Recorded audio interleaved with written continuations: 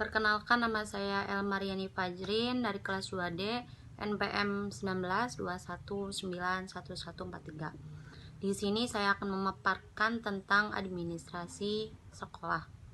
Administrasi sekolah merupakan perpaduan dari dua kata, yakni administrasi dan sekolah, yang masing-masing memiliki makna tersendiri. Ditinjau dari segi kata, administrasi mempunyai arti sempit dan arti luas.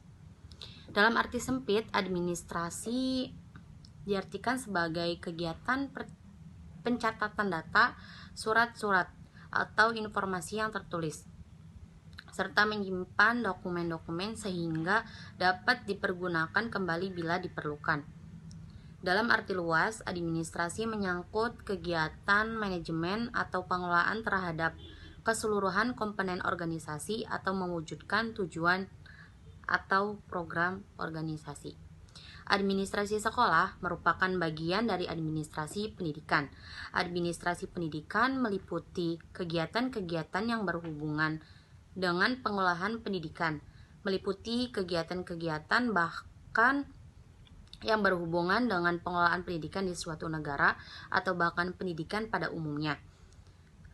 Selanjutnya, administrasi sekolah kegiatan-kegiatan terbatas pada pelaksanaan pengelolaan pendidikan di sekolah, sehingga kita mengenal adanya administrasi sekolah dasar, administrasi sekolah lanjutan, administrasi perguruan tinggi, dan sebagainya. Dari pengertian administrasi, sekolah dapat dikemukakan bahwa tujuan administrasi sekolah adalah agar semua kegiatan yang mendukung untuk mencapai tujuan pendidikan, atau dengan kata lain, administrasi yang digunakan dalam dunia pendidikan diusahakan mencapai tujuan pendidikan yang lebih baik. Bismillahirrahmanirrahim. Assalamualaikum warahmatullahi wabarakatuh. Perkenalkan, nama saya Bahtiar Awaludin dari Pendidikan Jasmani 2D, NPM 19219111555. Ya, lanjut saja. Dari pengertian administrasi sekolah dapat kita kemukakan bahwa tujuan administrasi sekolah adalah agar semua kegiatan yang mendukung tercapainya tujuan pendidikan, atau dengan kata lain yang digunakan dalam dunia pendidikan diusahakan mencapai tujuan pendidikan. Lalu, peran guru dalam administrasi sekolah. Guru merupakan salah satu komponen dalam sistem pendidikan yang memiliki peran yang sangat besar dalam pencapaian tujuan pendidikan. Peran guru bukanlah hanya sekedar menyampaikan ilmu pengetahuan kepada peserta didik, namun jika dilihat secara luas, guru juga berperan sebagai administrator pendidikan. Administrasi adalah suatu kegiatan atau usaha untuk membantu melayani, mengarahkan, atau mengatur semua kegiatan dalam mencapai suatu tujuan.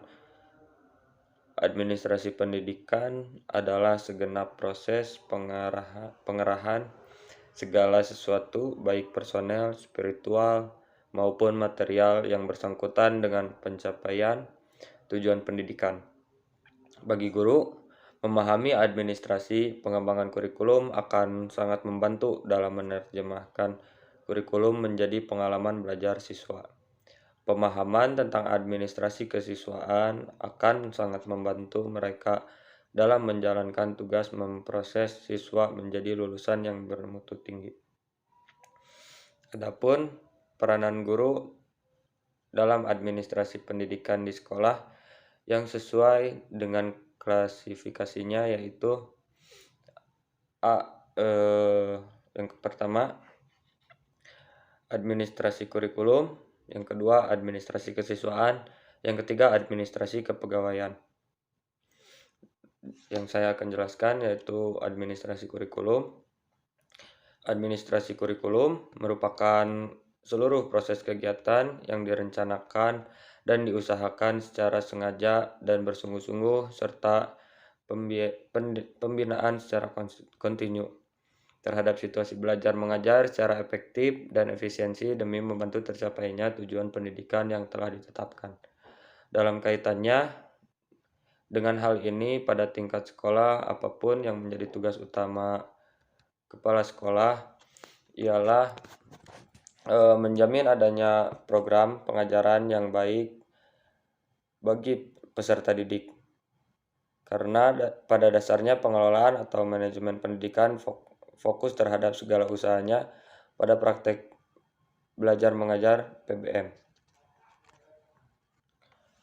Hal ini nampak jelas bahwa pada hakikatnya segala upaya dan kegiatan yang dilaksanakan di dalam sekolah atau lembaga pendidikan senantiasa diarahkan pada suksesnya PBM.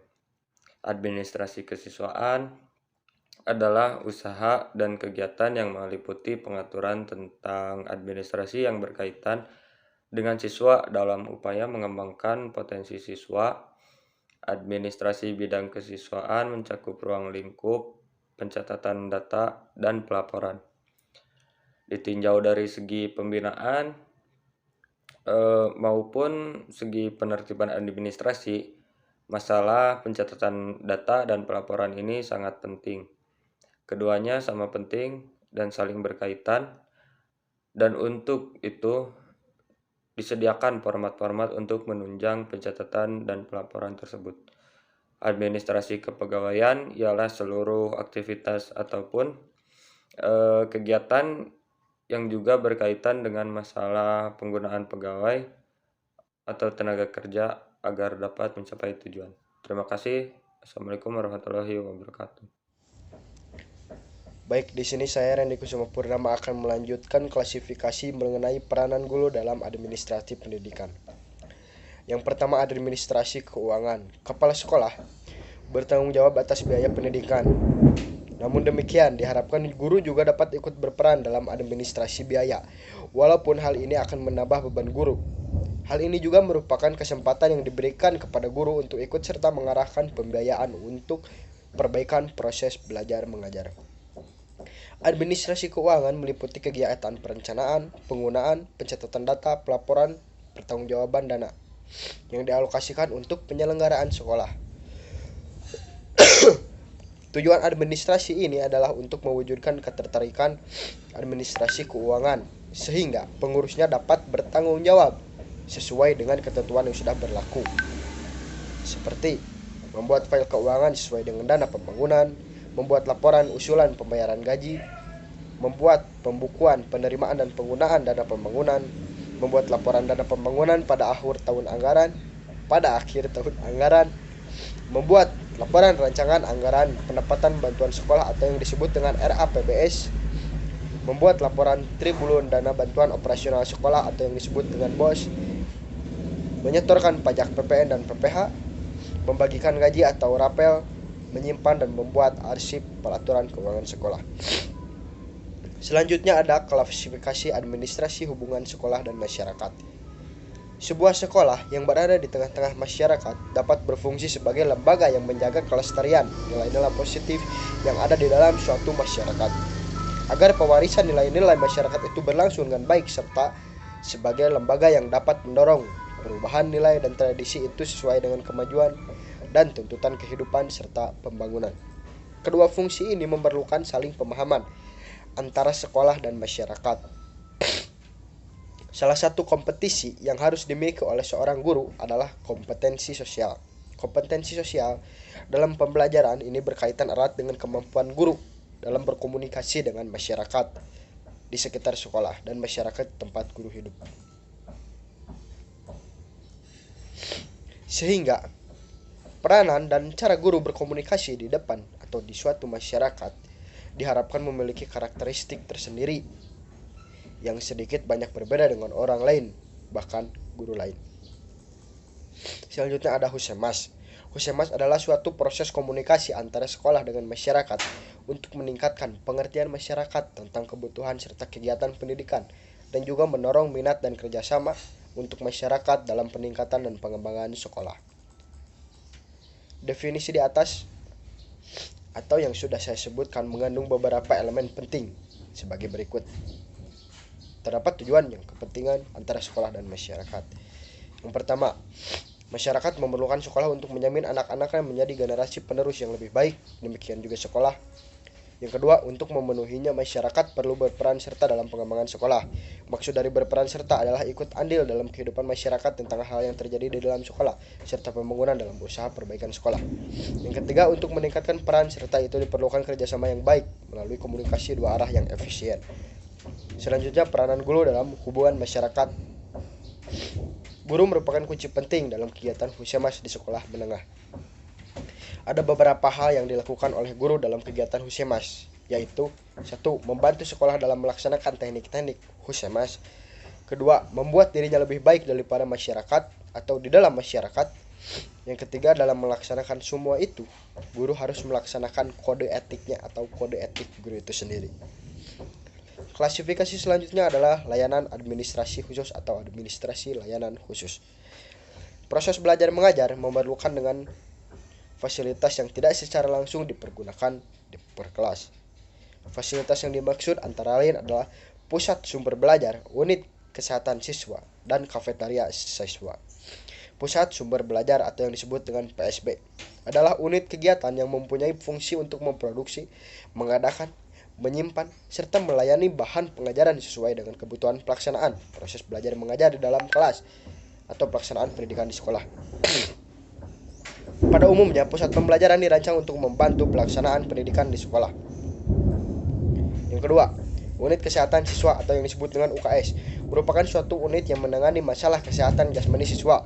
Guru yang memiliki pengalaman dalam bidang kesehatan jasmani sangatlah dibutuhkan untuk membantu siswa-siswa yang membutuhkan pertolongan seperti sakit. Secara spesifik, peran guru dalam UKS yaitu 1. Membantu menangani dan mengawasi siswa yang membutuhkan pertolongan. Kedua, mengawasi obat-obatan yang diinput atau masuk ke dalam UKS itu sendiri dan output atau keluar dari UKS itu sendiri.